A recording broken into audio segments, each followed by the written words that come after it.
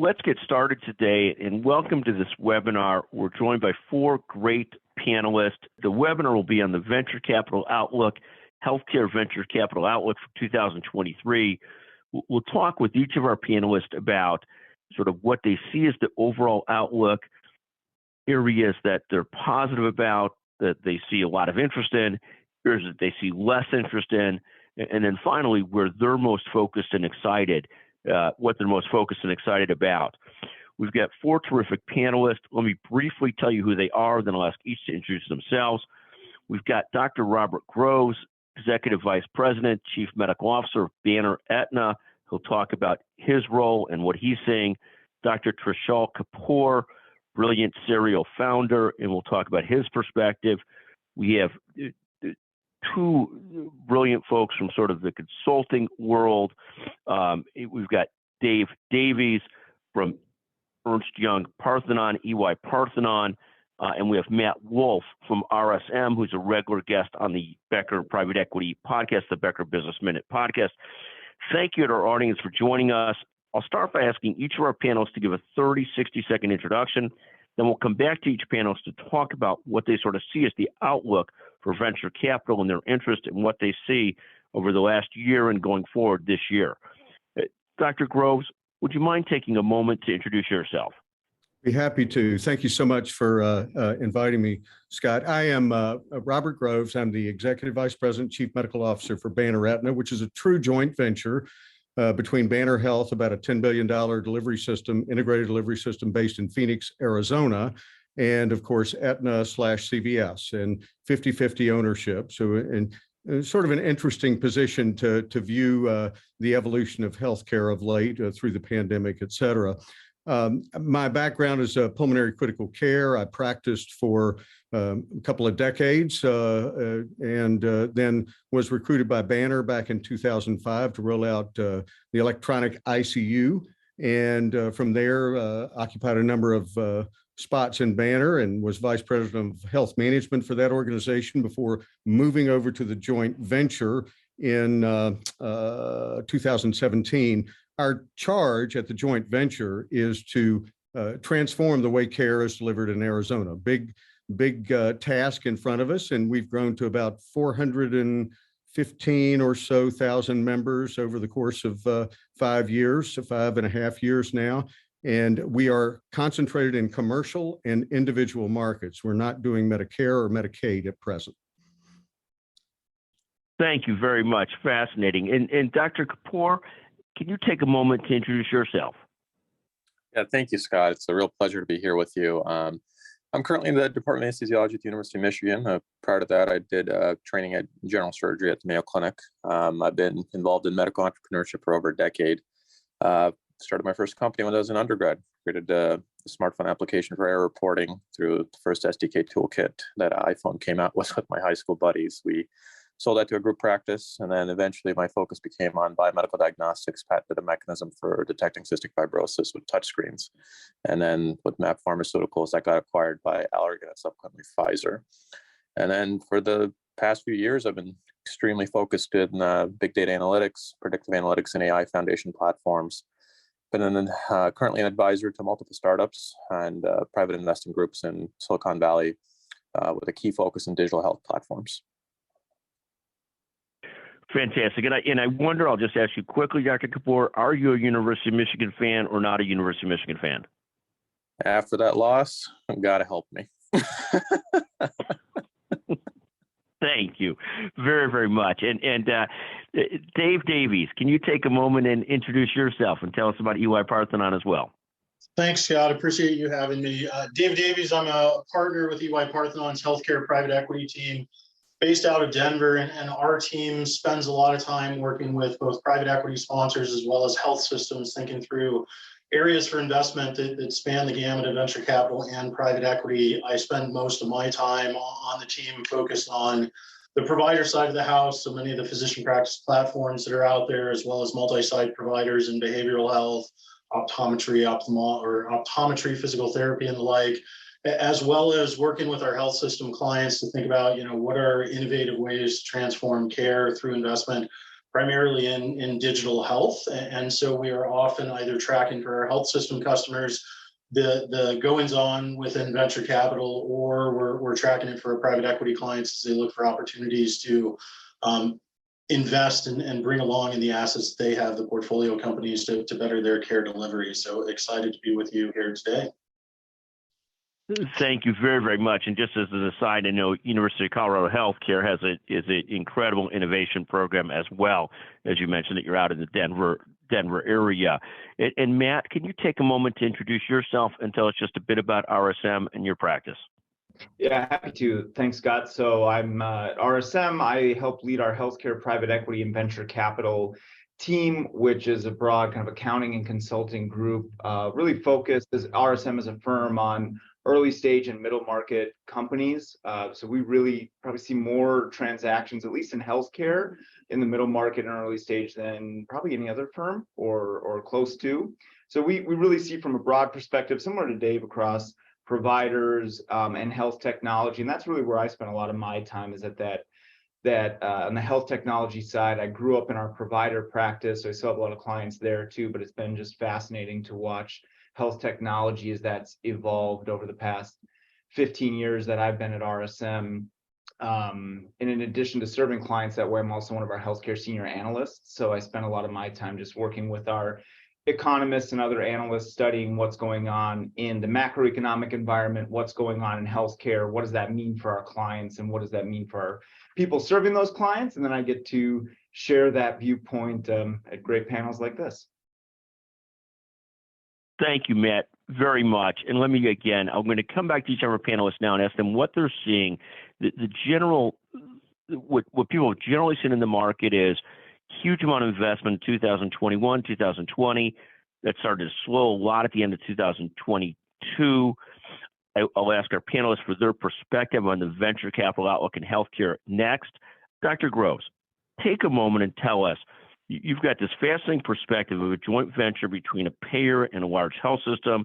The large health system does their own venture investing as well. Aetna, of course, probably does a huge amount of venture investing. What are you seeing out there in terms of venture or investing, or the things that you're interested in from your perspective as an operator and a leader of a sort of what would really be thought of as almost a payvider? What do you see out there, and what's your perspective, Dr. Groves? Yeah, from where I sit, first of all, I think that the pullback in venture capital investment is probably a good thing. In that there's a time of reckoning, right? I mean, hospital margins are being crunched, and patients can't afford health care. I mean, there are a lot of things that are going on that make this a really important time. There's the fear of a recession, what might happen. And so I think what I see anyway is that there's sort of a hunkering down and looking for real value rather than pie in the sky investments. But what I'm looking for, and what I think still has a huge future, there are two areas that I think are critical. And one is around patient engagement. Whoever cracks that nut is going to be very successful. Because we got a lot of great programs, right? You've got telehealth, you've got home care, you've got all of these things. But the engagement of patients in taking advantage of these things often remains in the single digits. So what is it that we need to do to actually get patients to take advantage of the services that are available to them? Some of that is navigation. Some of that, it might be incentives. But those companies that are focused on how do we get patients engaged, I think have a future, particularly those that are successful. And there are several of them out there that are using nudge theory or Vegas theory. There are two ways to go about this. And so I think those are areas that are really important. The other place that I think is critically important, and it's because of the workforce challenge, huge challenge in workforce in healthcare, as you know. And so anything that can improve automation, that can streamline the functions of a health system, that can make it easier to get stuff done, has a future. And that's a great place to be right now if you're trying to get venture capital, I would hope, because those are the areas that I see as most important to us right now. And talk for a moment. When you think about patient engagement, somebody's going for a procedure, that they do more of their prep online, digitally, more of their understanding of what they're going to go through digitally. When you think of patient engagement, when they're navigating health systems, give us an example of what you sort of, because there's so many different definitions of patient engagement. What do you see there? And then with each patient engagement and workforce automation, I think there's nothing more near and dear to systems right now than ways to relieve the need for more people and find ways to still deliver great care. Are there things in the patient engagement world or the workforce automation world that you've been particularly excited about so far? And you're free to name products. We don't care if they're sponsors or not. Anything that you've seen that you've been particularly interested in so far in either of these areas? Yeah, well, let me talk about one company that I've been very impressed with, because it's an area where nobody thought it could be done, and that's Virta Health. And what they do is help folks reverse diabetes. Now, when I say that, blasphemy is the first response I get from most physicians. And you want to call it remission, call it remission. But what I've seen is that, and they have published data on this, they take patients who have diabetes, and at a year, 60% of those patients are off of all diabetes medications, and their hemoglobin A1C is below the diagnostic threshold. That's impressive. And they do this while retaining 75 to 80% of those patients. And it's not, we've all heard that, these diet systems don't work, this doesn't work, that doesn't work. But what happens is, because they have every single piece of what they call continuous remote care in place, patients do actually engage, and they get better, and they talk about it with their peers, and more peers sign up. So that's one example of what I mean by patient engagement. Patients accomplishing, 60% of those patients accomplishing tremendous health gains by interacting with this company. The other area where I see this it has to do with the automation. When I schedule an airline ticket, it's very, very simple. I do it on my app, and I know what's available to me, et cetera. There's a company called Care Cognitics that has a very flexible program that they, a platform technology, I'll call it, that we ran a pilot at one of our cardiology practices in Phoenix. And what they found is that through giving patients this ability to self-help, self-schedule, and communicate with their doc via text, anytime, or with their team anytime, what we saw was that about a 30% reduction in no-shows. We saw a 50% improvement in productivity of the front office and phone staff, because patients are taking care of their own problems. And we see patients that are interacting with their caregivers on a more regular basis. It's sort of a platform technology that takes us closer to that continuous remote care strategy that Virta has implemented so successfully. So those are two examples of what I mean. Thank you. No, and great examples. Thank you. Dr. Kapoor, let me turn to you. You've got this great background as both an entrepreneur, practicing physician, advisor to venture capital firms. What are you seeing currently? What's the appetite for investment in the early stage of these companies? What are you seeing? Is it softened some since the bloom's off the roses, some of the valuations, or is there still just tremendous appetite? Is it early stage, mid stage? Dr. Kapoor, what are you seeing out there? Yeah, that's a great question, Scott. Before I answer that, I'll say I agree with Dr. Groves 100%, and I'm so happy to hear, someone at senior leadership adopting digital health so aggressively. I think it's what's needed. From the venture capital side, the pace of venture investment, particularly in late stage tech valuations, have been declining steadily throughout 2022.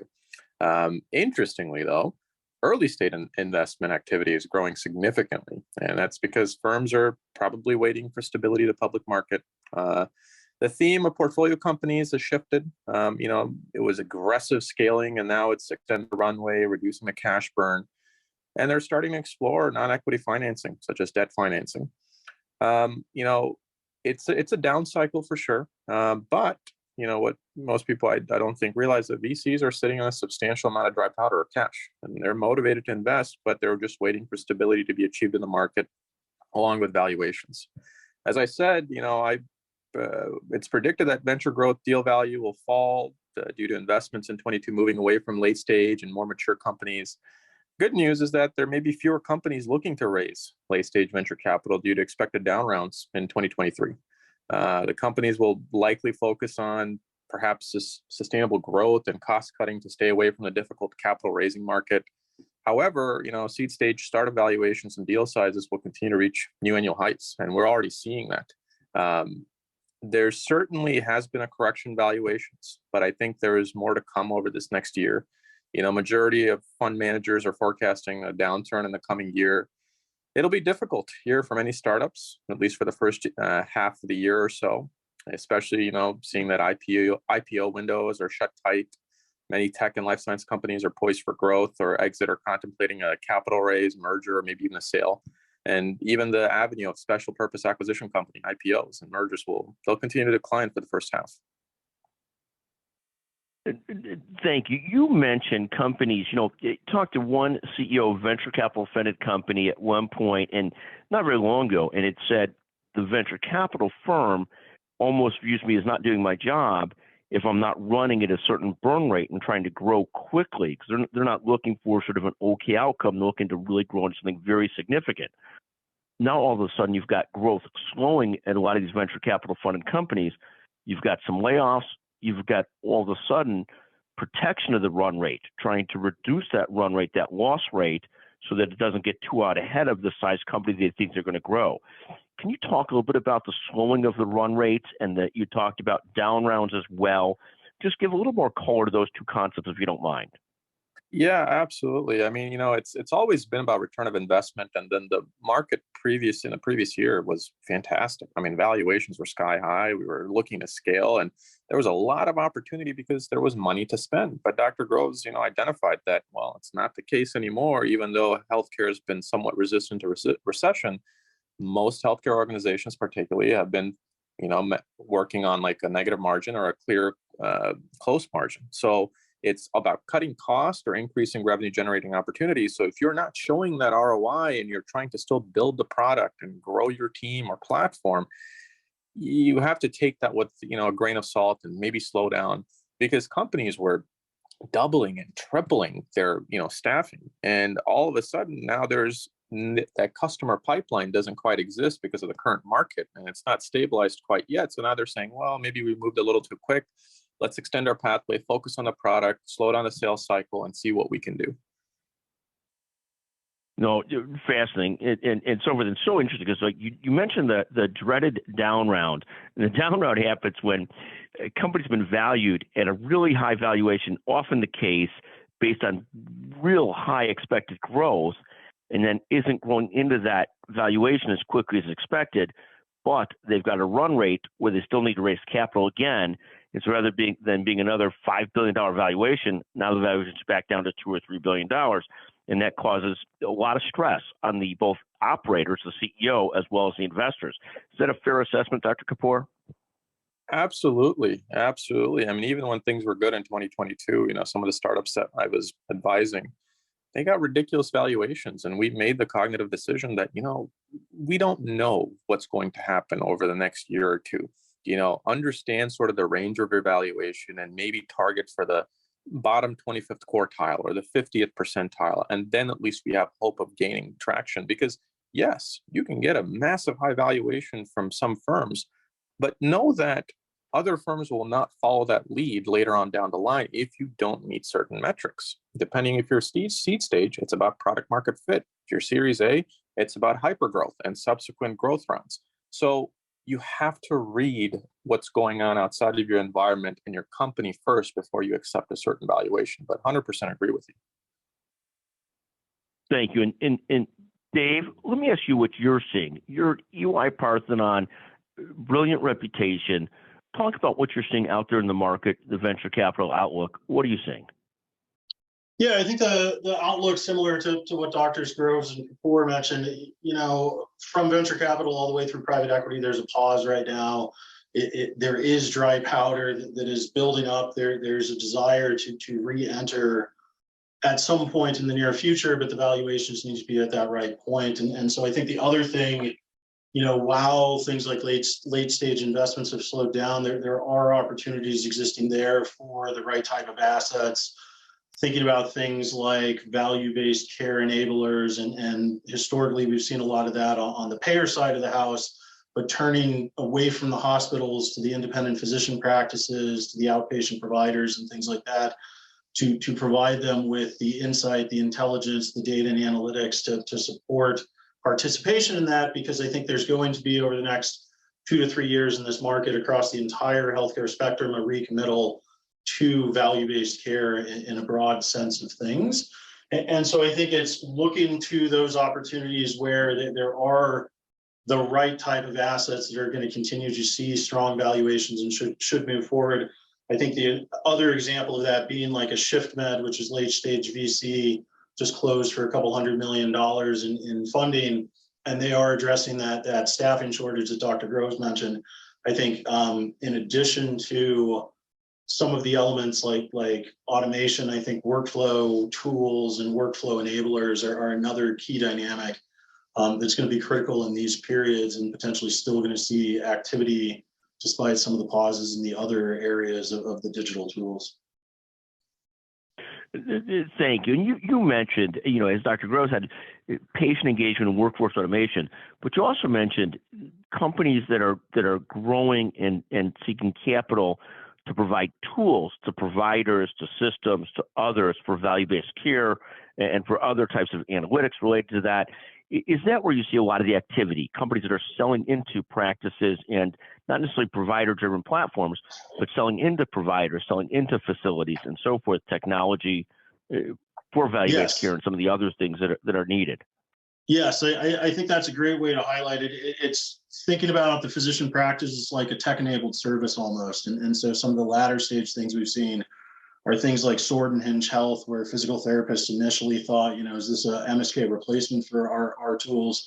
The answer is likely no. It's a complementary tool to the in-facility physical therapy. Similarly, as you think about oncology, I think that's another space that there's a lot of need. There's so much diversity around the types of carcinomas that are being treated.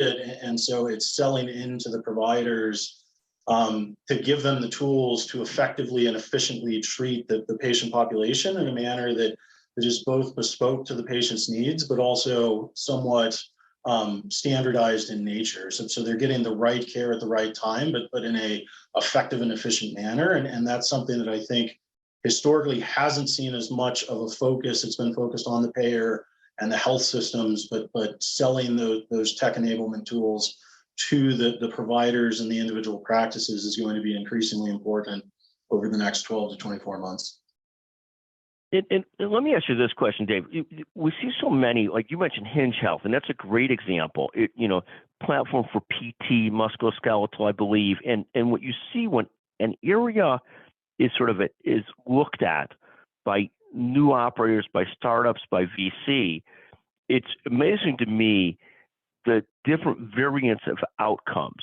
Not outcomes necessarily care-wise. Well, I'm sure there's a tremendous amount of outcome difference care-wise. But for example, the Hospital for Special Surgery, HSS, just launched and partnered on a huge platform related to physical therapy. But some of them seem to really thrive and grow. Others, often founded by a couple doctors, either can end up having great runway and doing great, or at some point fall apart because they can't get distribution, they can't grow, they can't develop it into a much bigger channel type thing. Any thoughts on how you look at what's likely to have success versus not when people look at these earlier stage companies? There's so many chasing things like tools for oncology care, tools for value-based care, tools for PT, and some end up doing great. Some only get to a certain spot and then slow down as the entrepreneurial physician or leader behind it slows down. Any thoughts on what leads to success versus not? Yeah, I think a lot of it does come down to that leadership team and that willingness to maybe bring the right leaders in to take it beyond the entrepreneurial physician or practice, to find the individuals that are either serial entrepreneurs or just experts in the space to provide that expertise to bring the practice along to be very thoughtful, like Dr. Kapoor mentioned, to not take a valuation that puts you too far down the path, because sometimes you're the source of your own demise.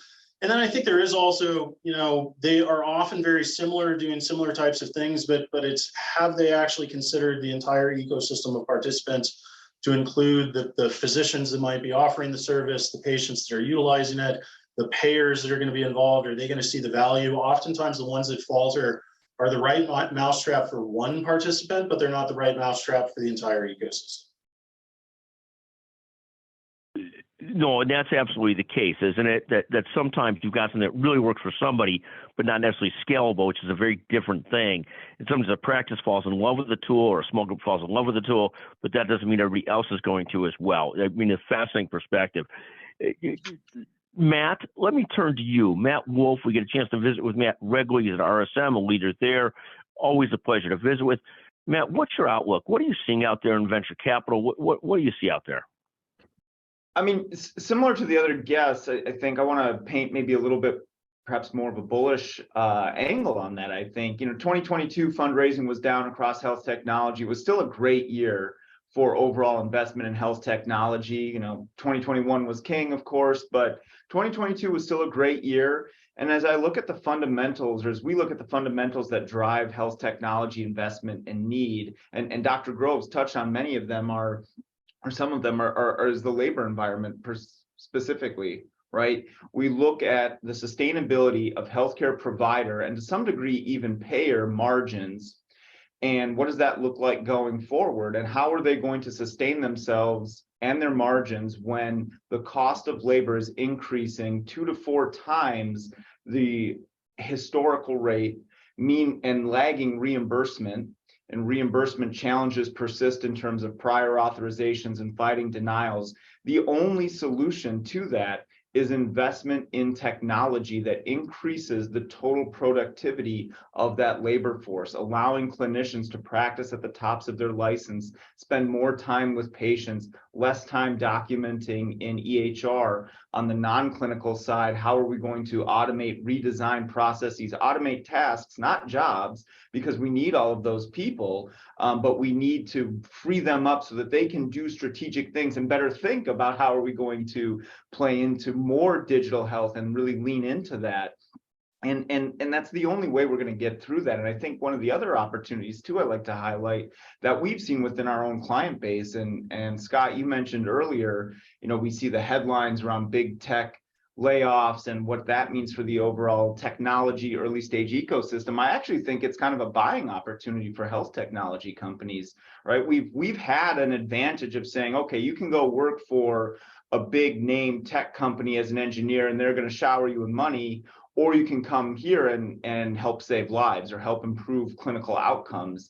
And, that's always kind of helped. But now when you see all these headlines around the big tech names laying off thousands, tens of thousands of workers, that message plays even better. And we've had a lot of clients that have been very successful in scooping up really talented technologists from outside of health tech in this environment. So I think there's a lot of reasons to be bullish over the overall health technology VC ecosystem. And we're going to see an overall economic recession likely sometime this year. Healthcare will likely be somewhat insulated from that. We're not without our challenges, but I think there's a lot of reasons to be optimistic for 2023 and beyond.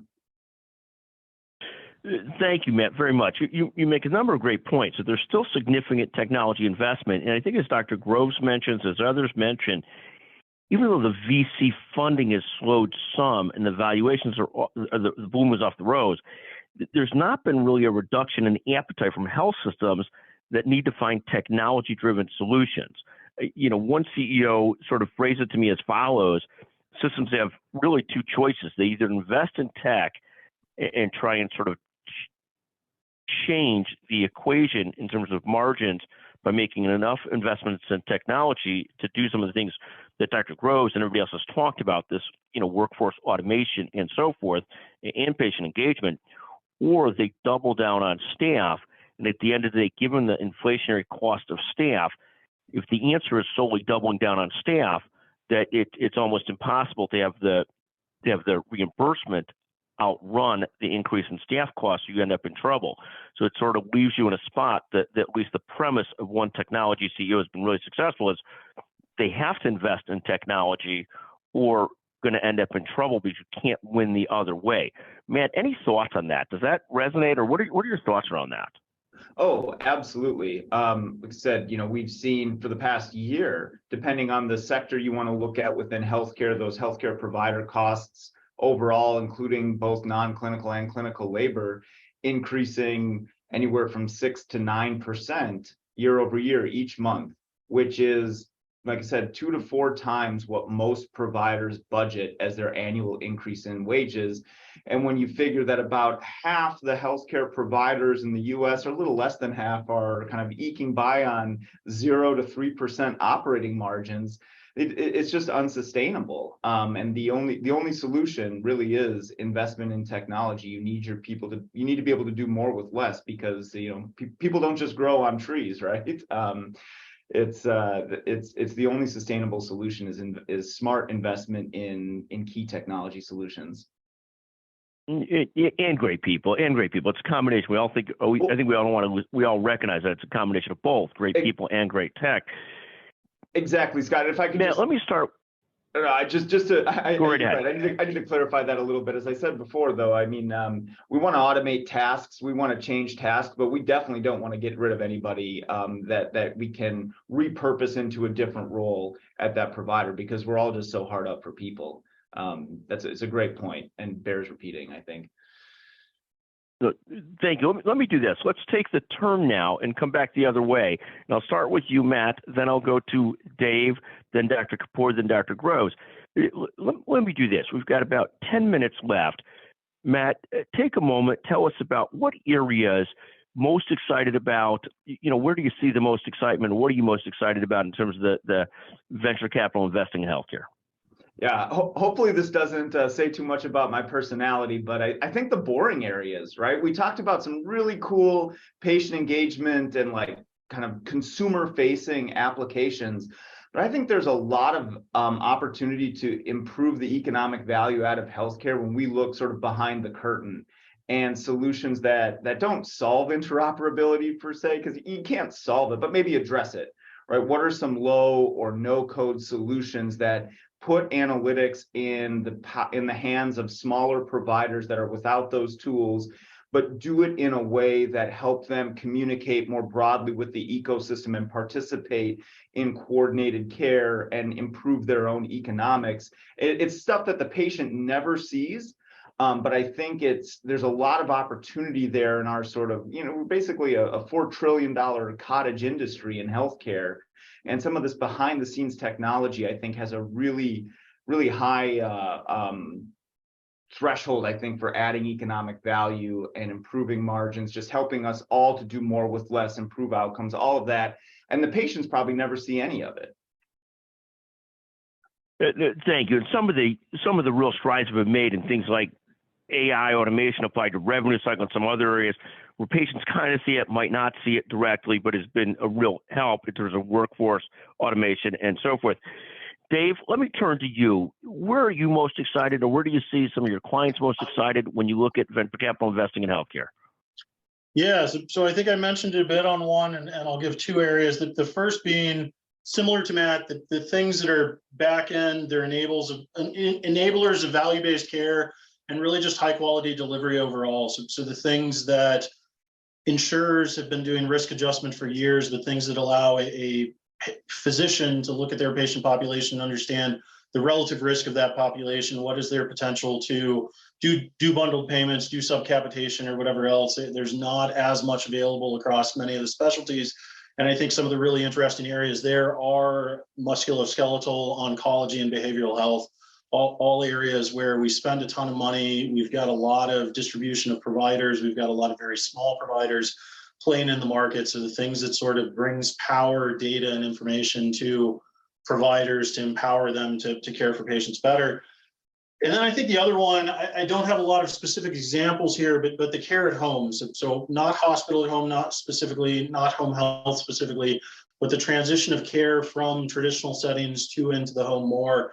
We've seen a lot of successful conveners and things like that on the hospital at home side that have really taken off in the last couple of years. But I think 5 years from now, the sort of landscape of healthcare is going to look very different, and the home is going to be a more important setting, and that's going to require a lot of digital tools in the flavor of some of the digital therapeutics and patient engagement, but it's going to have to go a step beyond that. And so that's something that my colleague Michael Bodos and I have really been tracking heavily as home health moves into not strictly a Medicare, patient population, but everyone, both acute and chronic in nature. And so there's a ton of digital opportunity related to that. Thank you. And really this greater self-care, care at home, patients engagement, a lot of things that tie together in terms of more patient responsibility tied to a convener or a product. And you also mentioned, which I love, the 3 service areas or the 3 lines: musculoskeletal, oncology, behavioral health. There's 3 big areas where you'd mentioned data and analytics that can provide assistance in depth of practices, particularly in those areas, is a real high level of interest. Dr. Kapoor, where are you most excited and what do you see out there? Yeah, Scott, I mean, I agree with what's already been said. Just to give a perspective around my interest in digital health, in 2021, there were 729 deals, nearly $21 billion raised. 2020, that was 14.9 billion. And just last year, we saw 88 mega deals of $100 million or more in fundraising for each company. It's remarkable to see these kind of numbers. And at the end of 2022, the deals were a little bit lower at 450 or so, totaling around 12 billion. That's still a lot of money. I'm particularly focused, and interested in startups that are addressing the growing labor shortages, like Dr. Groves and Dave and Matt had all sort of identified, but more so identifying the growing administrative burden within healthcare. There's an understanding, there's already a response going on where there's this sort of growing shift of care outside of the 4 walls of the hospital, with home health, telehealth centered around specifically preventative medicine, patient health literacy, specialty medicine such as oncology, neurology, psychiatry, and so forth. We're seeing a growing number of companies focused on digital health. But again, the key to it all will be measurable utility and impact with some proven ROI. And that comes with, again, focusing on accessibility and affordability. I think a lot of this work happens in silos, saying you have some sort of a generation of idea, you create a solution, but it's never looked at within the workflow and addressing how is this actually going to impact, and is there a need, and how am I going to put it into a workflow where people are actually going to use it? Thank you very, very much. I mean, fascinating. So much of the thought around as it just becomes necessity is the mother of invention. So many things around workforce automation. How do we better address workforce automation? Just because there's not enough people for our population of 330 million people and growing, let alone on the planet of 8 billion and growing and aging and so forth. Thank you, Dr. Kapoor. And Dr. Groves, where are you most excited? What are you most interested in? Where are you most excited? And is there an area that you're not interested in that not that you're not interested in, but that you would not put resources into currently? There are a lot of areas that I'm interested in, and I kind of like what Matt was saying about the boring stuff, and it reminded me of a company, Lintos, that works on using AI to maximize OR scheduling efficiency. That's a huge deal. When those ORs are sitting empty, that is just pure overhead with nothing to show for it. And so using AI to predict, instead of using the old hierarchical model that block surgery, just makes so much sense. And so companies like that excite me. The other thing that I'm really excited about has to do with real prevention. What do I mean by that? I mean, we know that there are really 4 or 5 things that drive health, and it's how much you sleep, it's what you eat, it's how much exercise you get, it's your connection and to other human beings and a purpose. And companies like Virta have managed to pull all of those together to drive remarkable performance. And these are real lifestyle changes that these folks are maintaining over time. And that's been a very difficult nut to crack. And I think we're on the verge of being able to crack that, not just in diabetes, but pre-diabetes and in obesity. There's every reason to be excited about that group of strategies. Thank you very, very much. I'm going to ask each of you one more question, just 30, 40 seconds on it. Is there an area that is more hype than reality that you're not particularly interested in at the current moment? And that doesn't mean it won't be something in the future. Is there an area that you're less enthused about? Dr. Groves, let me start with you, then I'll go to Dr. Kapoor, then I'll go to Dave, and then I'll go to Matt.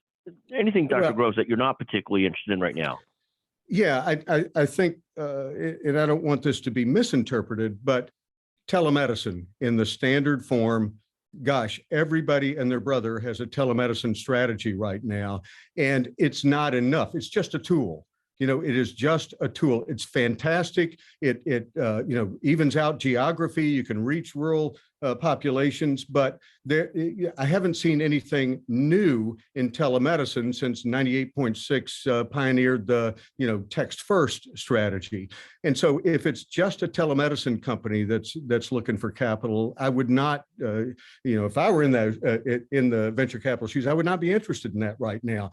Yes, you need telemedicine, but you need a lot more than that today to have an impact. Thank you very, very much. Dr. Kapoor, anything that you'd add on that you're not particularly focused on or excited about currently? Yeah, again, I agree with Dr. Groves, and the one space that I feel has been oversaturated is particularly wearable devices and IoT. I think it more so there's little to no organization, and I've not seen the greatest impact in clinical medicine. It's an extremely tough market, considering that it's consumer facing with little to no interest from hospital institutions due to lack of interoperability. The sales cycle can be extremely tough. Major players like Apple are consolidating numerous features to their product lines. And so consumers are starting to face information overload and are becoming more selective of the information they're seeking. Particularly, they want information for a purpose and an expected outcome, as do the providers. So in that space, I think there needs to be some sort of unifying force before more devices flood that market. Thank you very much. Dave, anything you'd like to add to the equation on areas that more hype than reality, or don't really solve all the problems that are hyped to solve? Any thoughts there on things that you're not as excited about? Yes, so I think both Dr. Groves and Dr. Kapoor took some of the ones I highlighted. My first would be just straight telemedicine. I think taking both of theirs a step further, employer health is something that's getting a lot of attention. And I think someone alluded to it earlier. There's plenty of employer health solutions that have low single-digit engagement rates. They're not demonstrating an ROI. And they're really what we like to term a value on investment play, which is reliant on that high level of engagement, but it maybe doesn't demonstrate the hard value to either the user, the patient, the customer, whatever you want to call them, the B2C person, and therefore they're not demonstrating value to the either self-insured employer or maybe the fully insured TPA provider. And so I think that's one area that generally we're bullish on employer health as an opportunity overall, but those ones that aren't clearly demonstrated in ROI or patient outcomes that are differentiated are an area I wouldn't be too excited about. But that point is so well taken. It's almost like software. There's so much software that's used by a few people in an organization. So much of the patient engagement tools that are sold as this is going to solve all the problems on cardiology or something else, or cardiovascular disease, are used by so few people that when you find something that's actually used and engaging and people use enough, and maybe they got a strong enough condition, they're very worried about it, that they're engaged in it, or it's really designed well, it's much more exciting. But you do see so much of these tools that aren't used very much. And I think the point is really well taken. Let me thank our audience for joining us today on this webinar on Venture Capital Outlook for Healthcare 2023. I want to thank our panelists, Dr. Groves, Dr. Kapoor, Dave Davies, and Matt Wolf.